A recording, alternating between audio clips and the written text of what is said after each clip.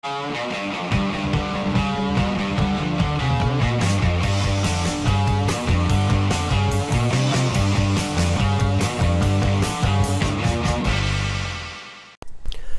video we start with a hydration chart.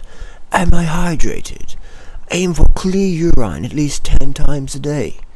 Eat a diet rich in fresh fruits and vegetables. Drink a quart of water before meals. Thank you.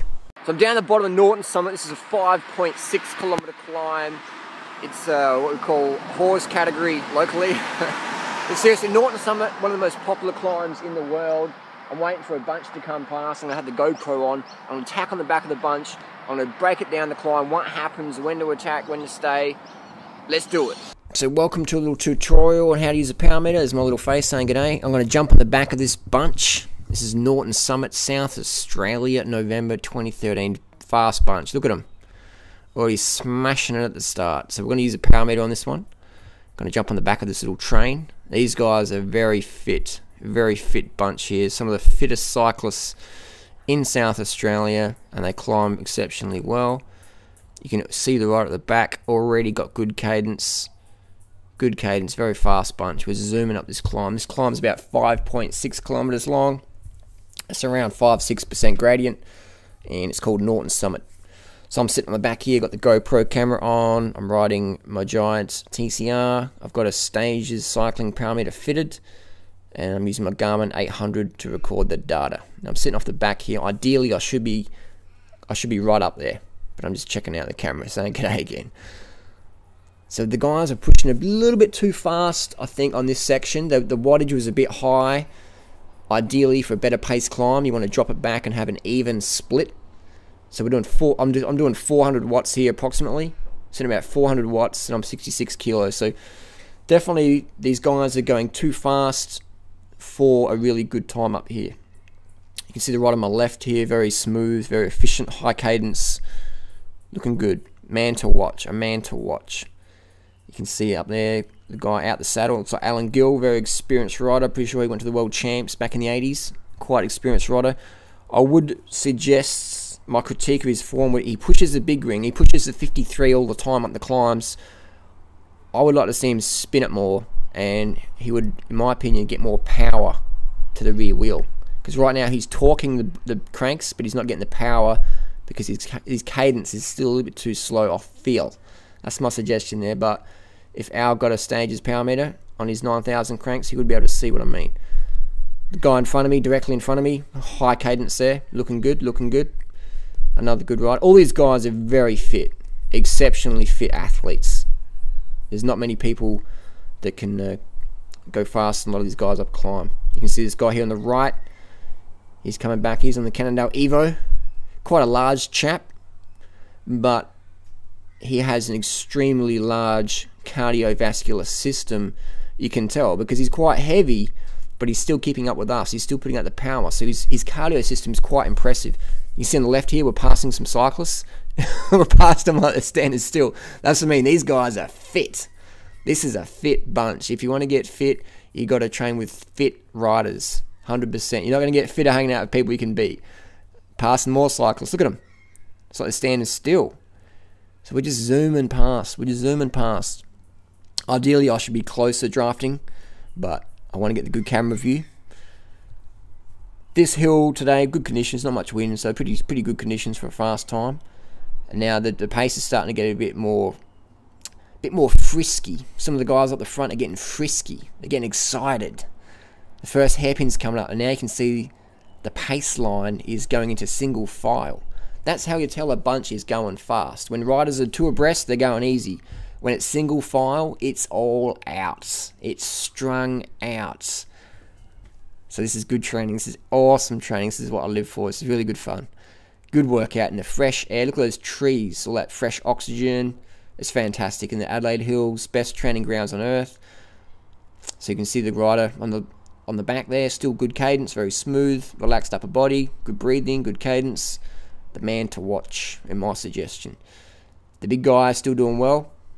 He's probably doing the best out of anyone. I'd say his cardio system would be the best out of all of us, because for him to be able to push that much mass up a hill, for so long, that indicates an extremely advanced cardio system. So if you got him on the high carb vegan diet and he lost 30 kilos, he would be just incredible, just insane. So he's obviously gifted with some good genetics, and he also knows how to push himself. So that's a good suggestion. And that's the beauty of the power meter. The power meter doesn't lie. So I can be looking down at my watts and looking at someone else and going, wow, if they lost a few kilos, they would be fucking stomping it. So the power meter is the only way you can accurately assess your performance. Heart rate doesn't matter. Average speed means fucking nothing, because you can be tailwind, headwind, whatever. Average speed means nothing at all. Heart rate shows you how you're responding. Power actually shows you what you're fucking doing. So power is the most accurate thing for a cyclist to use to show them, what am I doing? What am I doing? What have I done? Am I getting fitter? And what do I need to do to get fitter? So I'm looking at the wattages here, and we've dropped it down to about 300 now. It's pretty good watts. I'm still sitting on the back. The pace is still going well, so I'm happy to sit here on the back, just watching things unfold as they are. We're about just over a third of the way up the climb, and you can see up the road there's two riders who have just attacked. They've just attacked. We'll see that in a second, but you look up the road, in the middle of the screen, there'll be two riders who have attacked. Now I'm happy for them to go away, because the wattages they would have to push, see there, they've attacked up the road. There's two riders up there, and then we're passing more riders here on the left. Look at them, we're passing like they're going still. This bunch is fit. These guys are fucking fit. So there's two riders have attacked. I'm happy for them to go up the road, because I'm looking down at my power meter and I know that the wattage they're putting out is not sustainable. So they're going to come back to us. See, there you go, around the hairpin there, the two riders up the front. The watch they're pushing is too much. They're going to come back to us. So we're going to let them out there, just sizzle a bit in the fry pan of no man's land. Just let them sizzle a bit. Just get them out there and sizzle their little legs with lactic acid. Just marinate that lactic just off the front, guys, up the front. That's the beauty of the power meter, is I know it's impossible for them to stay out there for that long at that wattage. It's just not going to happen. And here we have a little acceleration. The little bunch is getting frisky again. The big guy here on the Cannondale, look at him. He's a big guy. He's a big lad. He's a big lad, but he's got an incredible cardio system to be able to ride with us. We're almost 7 minutes in the climb. He's still there. He has an extremely advanced cardio system. If this guy lost 30 kilos, he would be fucking just... It would be insane. So he's obviously gifted with extremely good genetics and has an extremely high pain tolerance. Fantastic effort by this guy. I'm not sure what his name is, but he's on the Cannondale Evo, and he's doing really well. He's about to pop off the back, but he's done very, very well. To be able to stay this far at this wattage indicates very advanced fitness. Very advanced fitness. And we can see here the pace is about to... There's a motorbike there. 2 motorbikes. 3 motorbikes. You see the cadence of this rider in front. This is Alan Gill, the Maverick Seriums. That cadence for me a little bit slow, a little bit too low. He's losing power, but he's getting the torque. I would like to see the cadence up a bit, around 80. My cadence for this climb was 98. So when you have a low cadence of around 70, which I think ours is 60, 70, then your legs just get really... They fatigue quicker. So spinning's the go. The pace, you can see the riders up the front getting frisky again. This guy, Cannondale man, is about to lose contact. So we're going to move around him. And we're going to move up. Now the pace is getting a little bit higher now because the guys are getting frisky. They can just bring these guys back. But there's no need to get too frisky because those guys are going to come back on their own accord. And now he's an acceleration. The tip for climbing fast is not to accelerate. The tip for climbing fast is to hold the same wattage.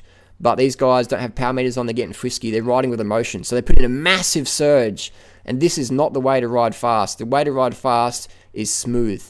But that's fine. This is all training. This is excellent training, bit of a surge here. So I'm banging out around 550 watts here to get back on these guys. They're sprinting up the climb. Sprinting. Powering up. But it's not good for fast times because you build up lactate. So we're back on the train again. Now we've got a few riders here. They're trying to bring back the other guys. But now what's happened is the wattage has dropped back. But everyone's got their legs full of lactate. So what would have been a smarter move is if we just rode to power and just kept it constant instead of yo-yoing the pace. But because these lads don't have power meters, all they can do is ride to emotion. And if you ride to emotion, you're always going to ride slower because you're going to push too hard. You're going to push too hard and then you're going to have to slow down to recover. With power meter, you can pick your number and just fucking hold it. And that is the way to climb faster. That's why if all these guys had power meters on, they'd be shaving at least a minute off their Norton Summit time because they could just ride to power instead of riding to emotion and getting excited and attacking and slowing down and attacking and slowing down and just getting to the top of the climb with lots of lactate. So we're 10 minutes in, about 5 minutes left in this climb. The pace has slowed down again. Some guys are going to come back on me in a minute, but we're making a little bit of ground on the two escapees. And I'm happy with the power we're putting out now, so I'm going to sit back here and just watch it. Just sit back here and just chill and enjoy. The guy in front of me here on the Colinago, good cadence, pretty smooth pedaling of style. All these guys are pretty smooth. All these guys are very experienced. Many years of cycling in their legs. Very experienced. We're about to pass another rider on the left. This guy in the red must be thinking, those guys on EPO. Look at them. They're zooming past. So you can see here the riders here. Good cadence. Smooth cadence. Smooth pedaling action. Doing well. The guy on the front there, he was on the back at the start. Again, the man to watch. Very smart rider. But he's thinking, alright guys, I'm going to set the pace and I'm going to ride up here. Going to ride it up here. So all these guys on fancy bikes, nice bikes. Norton Summit, Adelaide, Australia. One of the most popular climbs in the world. Temperature, it's about 15 degrees Celsius. And we're approaching the last hairpin on Norton Summit. Zooming around. It flattens off a bit here. And the speed goes up. You can see the cadence going up a little bit there.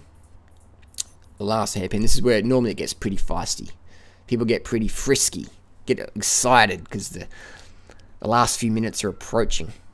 So we're riding along here. The two guys, the two escapees, are still up the road by about 15 seconds. But they're starting to fade because the lactate is starting to marinate in their muscles. The mitochondria efficiency is going down. Oh, here we go. Look at this. Little Chris Froome attack. Little sneaky one. He's sitting in the saddle, just zooming up. I'm on about 700 watts here trying to get him. He's zooming up. Look at that Chris Froome attack in the saddle. Very sneaky. Just right off the front. High cadence. About 120 cadence, 700 watts. Look at that.